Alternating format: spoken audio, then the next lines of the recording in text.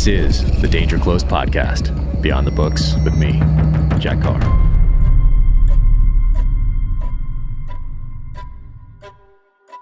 Welcome to the Danger Close podcast, an Ironclad original presented by Navy Federal Credit Union.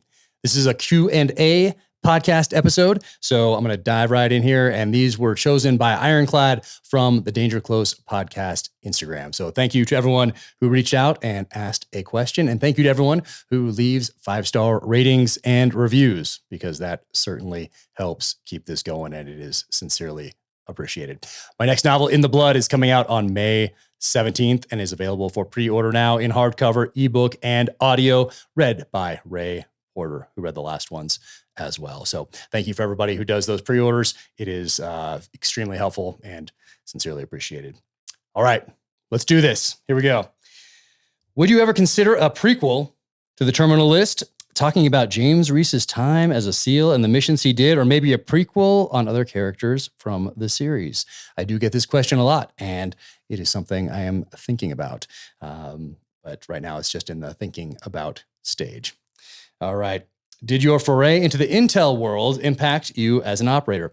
And I think you might be talking about when I went over to the agency for a little bit in 2006 in Baghdad as part of a covert action program that influenced True Believer. But I was still an operator in that role. So I wasn't really in an intel, other than an tactical intel gathering capacity. But it definitely impacted me as a leader, as an operator.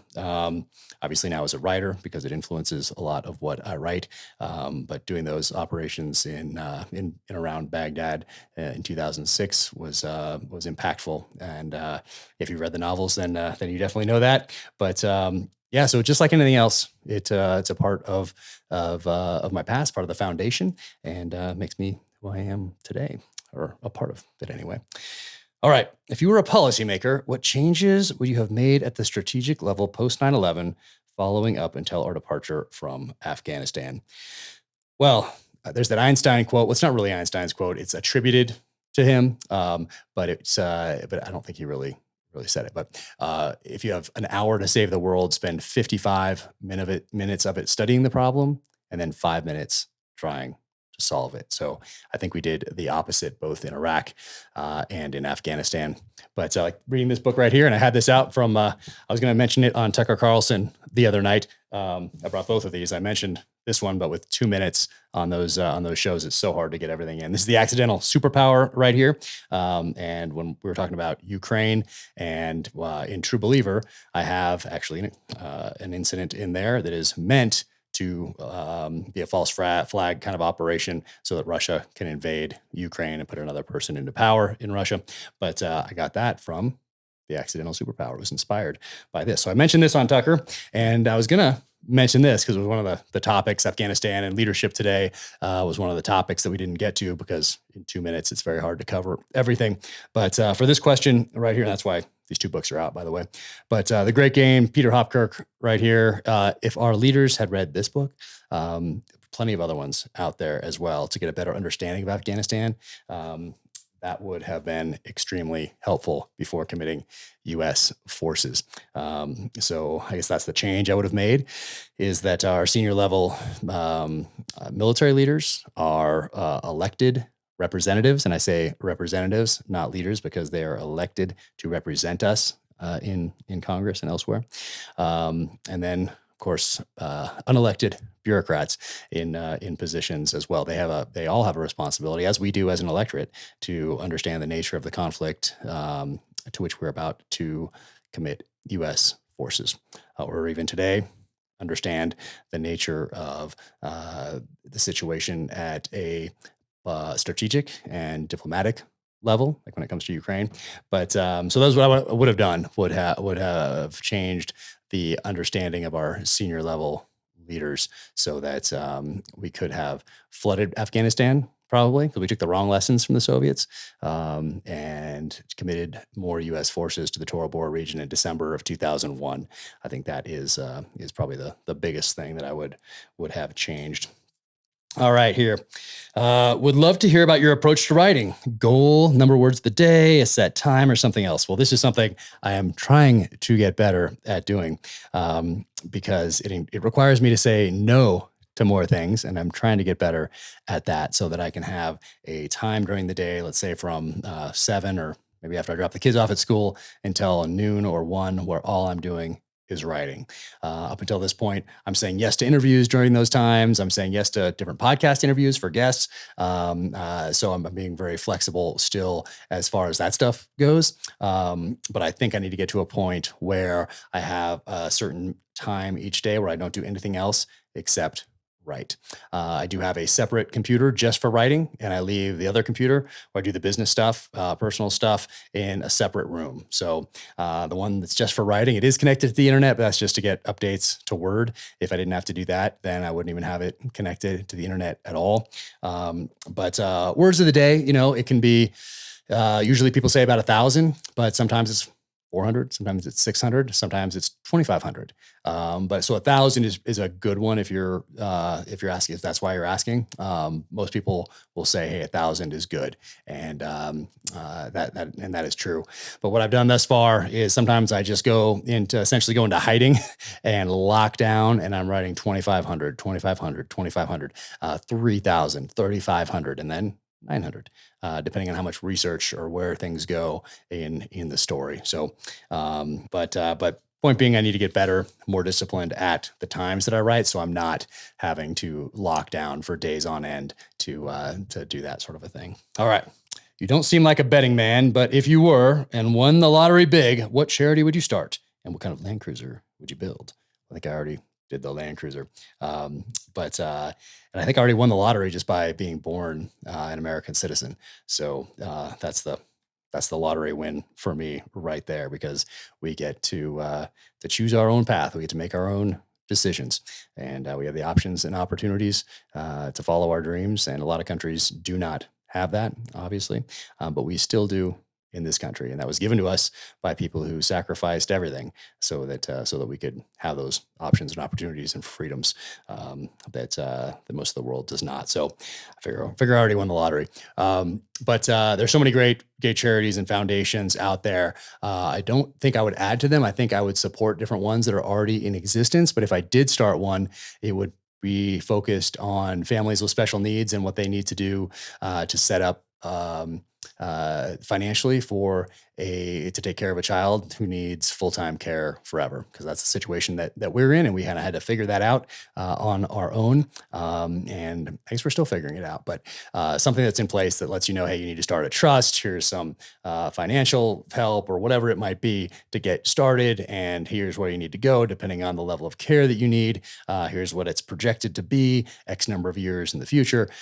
That sort of a thing. So I think it would probably be around that. And there may be one that already exists that does that sort of thing. Let's see. What would your top 3 books you have read be that are, in your opinion, should be made into movies? I thought about this a lot, being a child of the 80s who was reading all these books my whole life, and then thinking about who would be the person to play so-and-so, and I hope they make this into a movie. So, of course, Brotherhood of the Rose, one of my favorites, by David Morrell, the author of First Blood, who created that character Rambo in 1972, and First Blood has not been out of print. And this year is the 50th anniversary of First Blood. Wow. Amazing. Incredible. But let's see. So Brotherhood of the Rose, that would be amazing. It's already a miniseries that aired after the Super Bowl. I forget what year in the 80s that did, but it was a two-parter. And it's on Betamax somewhere in my mom's attic in a box. So I can't wait. I need to find that again and watch it. But it'd be cool to see an updated version of Brotherhood of the Rose. That'd be amazing. Daniel Silva series, of course, would be incredible. Stephen Hunter's series, more movies with Bob Lee Swagger in them. Those would be great as well. I always thought it would be incredible to have a movie of Last of the Breed by Louis L'Amour. So that's kind of 80s centric if you did it exactly the way it is written. But man, that would have been so cool. I really can't believe they didn't do that back in the let's say 1987, 88, 89 timeframe, because that would have been awesome. So you could modernize it, I guess, or you could modernize it, but man, it would have been so cool to have that kind of during the Cold War years and do that true to form. That would be amazing. Most Dangerous Game. Mm-hmm.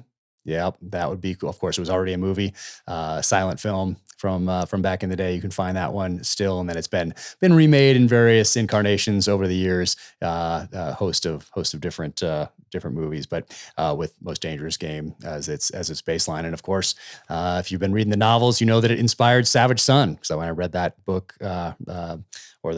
it's a novella, Most Dangerous Game, back in 6th grade, I always knew that one day I would write a modern thriller that paid tribute to that story. And Savage Son was it. Let's see. Hey, Jack, love the books and recommend them to everyone. I have 2 questions. Have you ever thought about spin-offs in the Terminalist universe?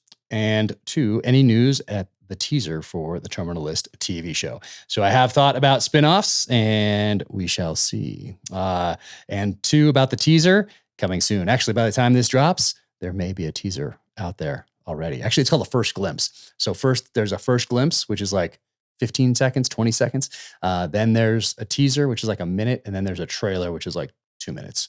I think this is my first time down this path, but those are coming soon, and I'm sure I'll post about them. So stay tuned. When creating a scene in the novels, how do you build it up?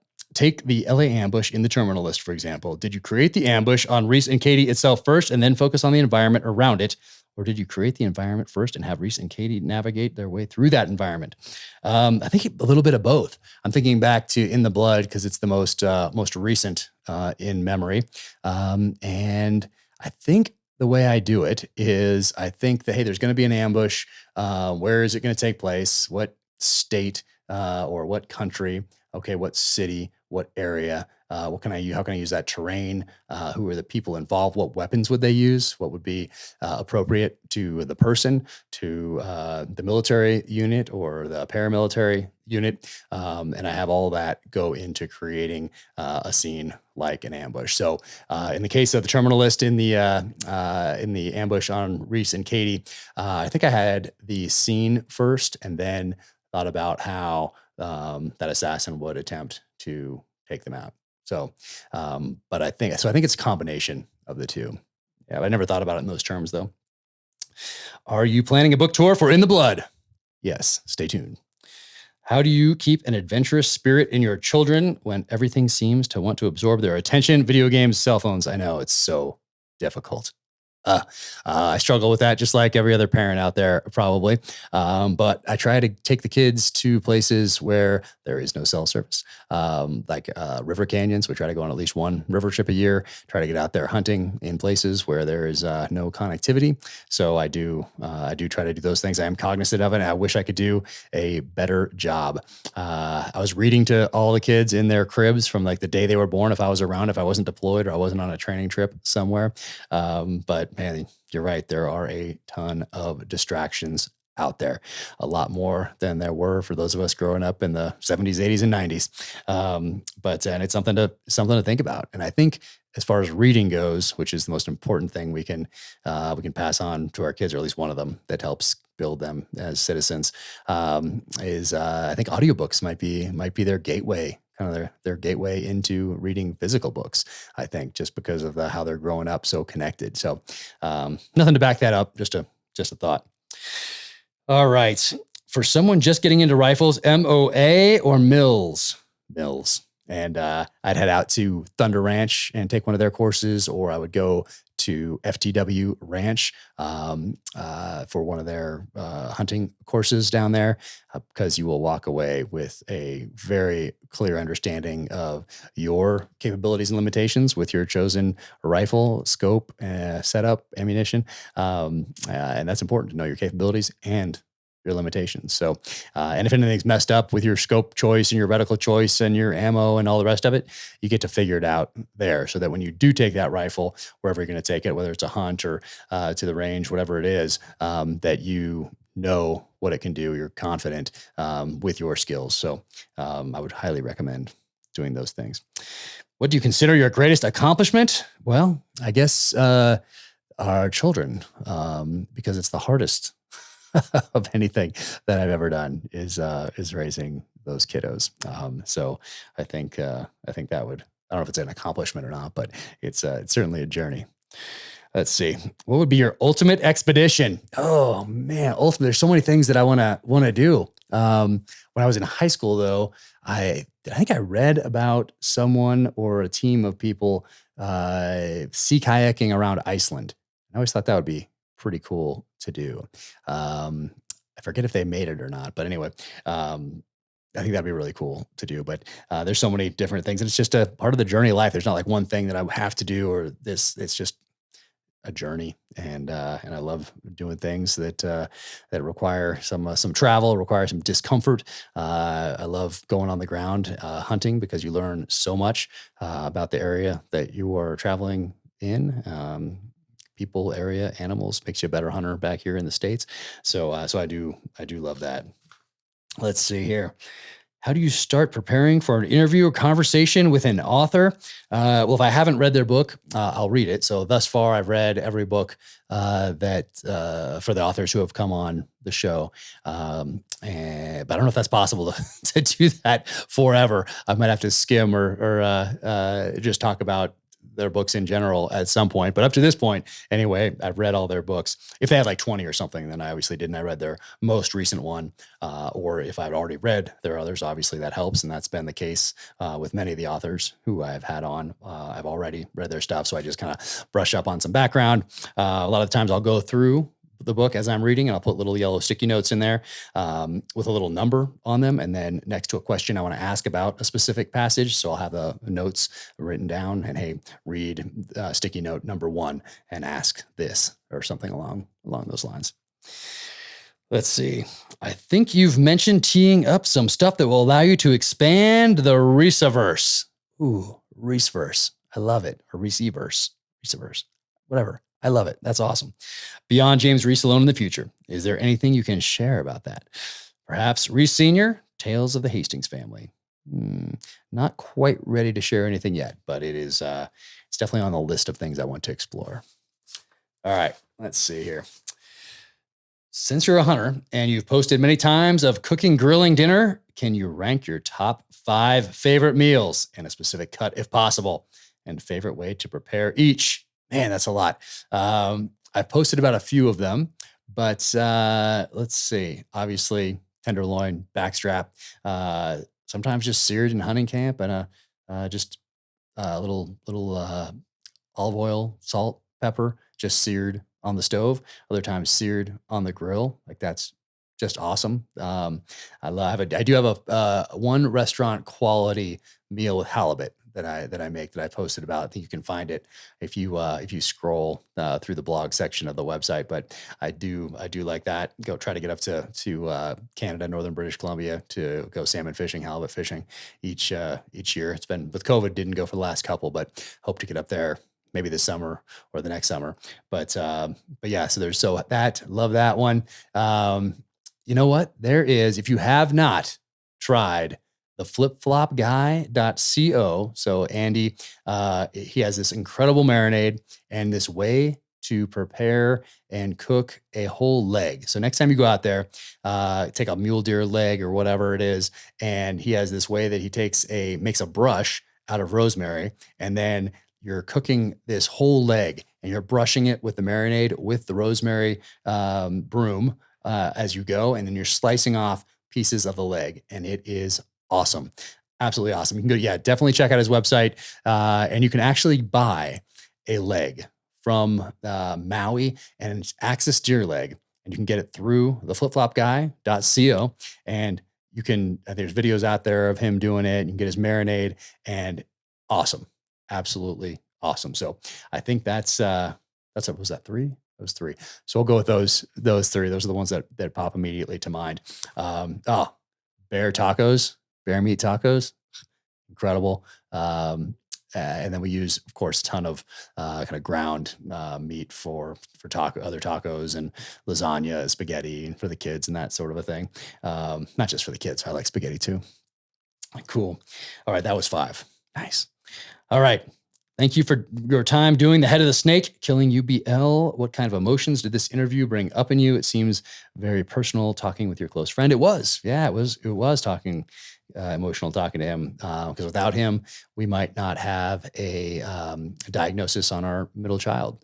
So that all came about because Mark Owen knew somebody who knew Ross Perot, who called me out of the blue and flew us out and put a team of genetic specialists together in Dallas, and figured out what was going on with our middle child. So that was very helpful, and we talk about that in the interview.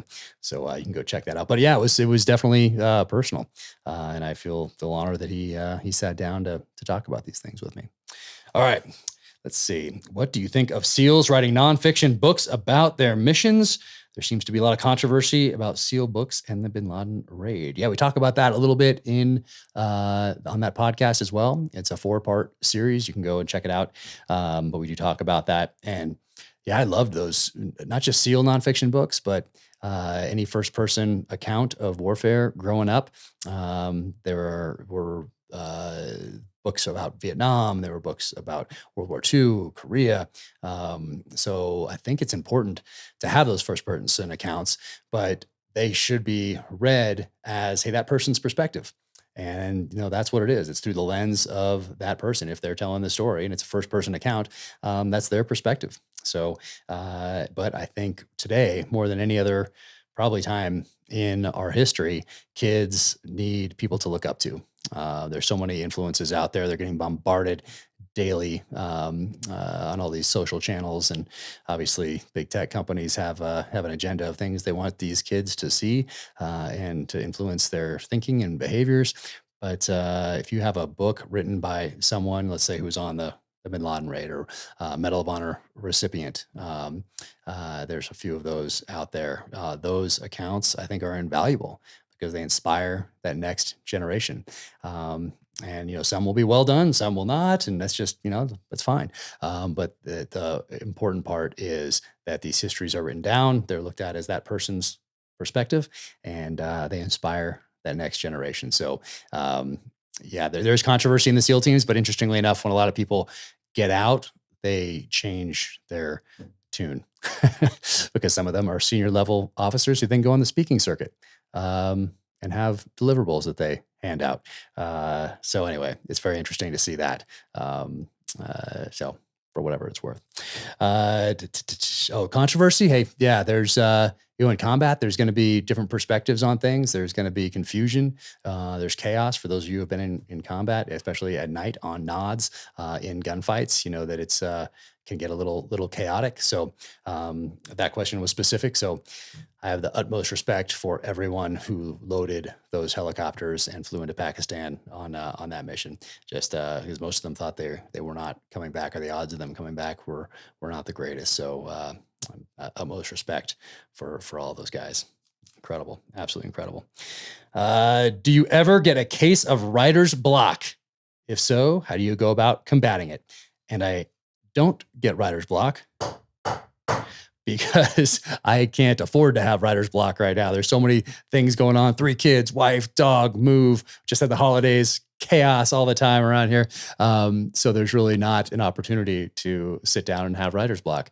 Maybe someday I will, but I like what Stephen Pressfield says about this. And Stephen Pressfield, of course, wrote Gates of Fire, Legend of Bagger Vance, Afghan Campaign, incredible guy. And he wrote a series of books on creativity. The first one's called The War of Art. There's Turning Pro, Authentic Swing, such a great guy. We've become friends over the years, but I heard him say this once, and it might be in one of those books or it might be in an interview, but he says, you don't hear about a truck driver having trucker's block. You don't hear about a dentist having dentist block. You're a writer, you're professional, sit down and write. And so for me, I've just always thought of it in those terms. So that plus really not having the time to sit around and be like, I have writer's block today. No. I'm a writer. I sit down and I write. That is what I do.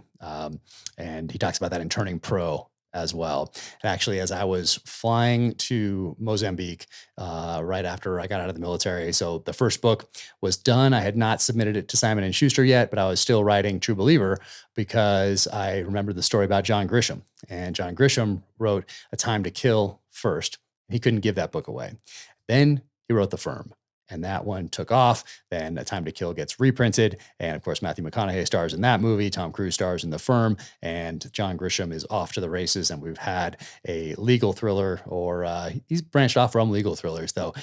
We've had a book from John Grisham or 2 every year since then. So I always thought about that, hey, if he'd stopped after A Time to Kill, We wouldn't have the firm. We wouldn't have the client. We wouldn't have any of those other books over all these years. So he might still be practicing law somewhere and thinking about if he should have written that next one. So I always knew I was going to write two. And on my way to Mozambique, they had a customs form and it said occupation. And I wrote writer or author. I forget which. I have a picture of it. So I took a picture with my phone that's probably on the cloud somewhere.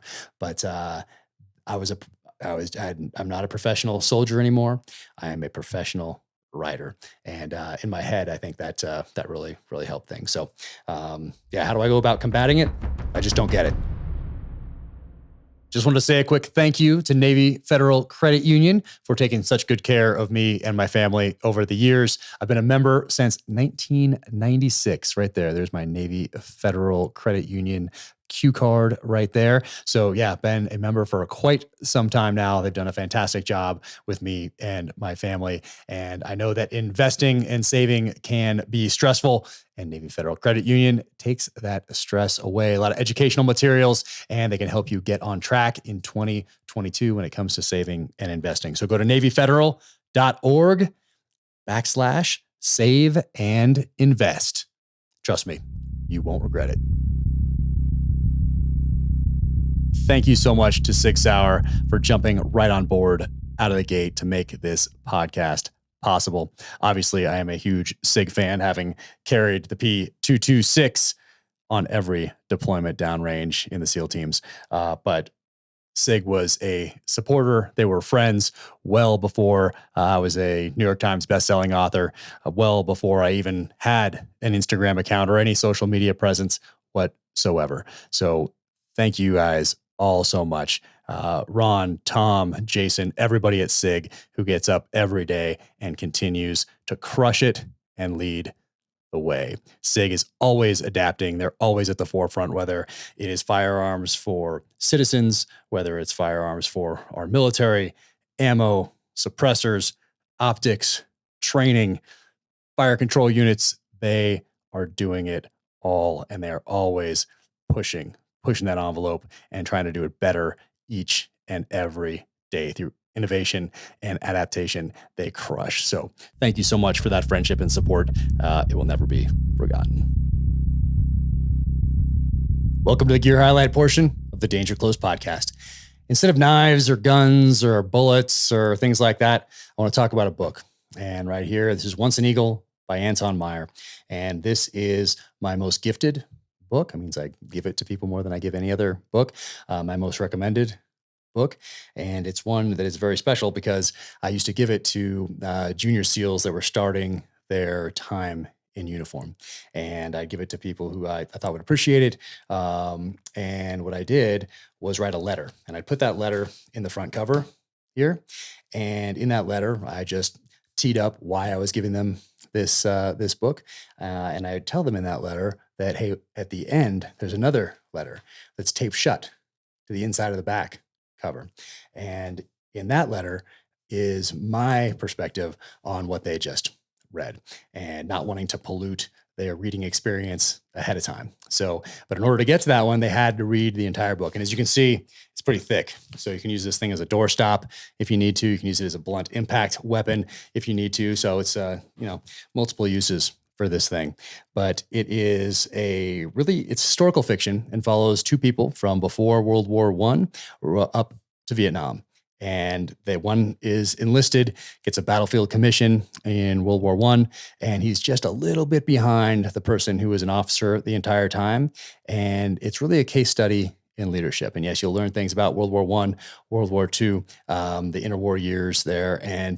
But it is a case study in leadership. And you might, if you read closely, if you know this book and you read the terminal list closely, you might have recognized a little nod to this book right here, Once an Eagle. And if you pay close attention in the Terminal List series starring Chris Pratt, coming July 1st to Amazon Prime Video, then keep an eye on his bookshelves because you might see this along with a couple others. So highly recommend this. Kids, depending on reading level, 6th, 7th, and 8th grade, but definitely high school, definitely college, definitely post-college, or if you haven't read it, then read it for sure. But it is a great book to read as a primer for those entering the workforce or starting their path down a certain into a certain profession or an apprenticeship or something like that. Because once again, it is a case study in leadership, and one of its main lessons is to see to your character, and your reputation will take care of itself. So that's I think it's a valuable lesson for anyone. So Once an Eagle by Anton Myrer, read it. Thank you so much for joining me on the Danger Close podcast, a Ironclad original presented by Navy Federal Credit Union. Thank you to everyone who leaves ratings and reviews. It means a ton. It is super helpful. And thank you for everyone who pre-orders copies of the novel. So In the Blood is coming May 17th and is available for pre-order now. And those pre-orders certainly help, and they are 100% appreciated. So thank you so much for everything. Take care, stay safe, be strong, keep fighting.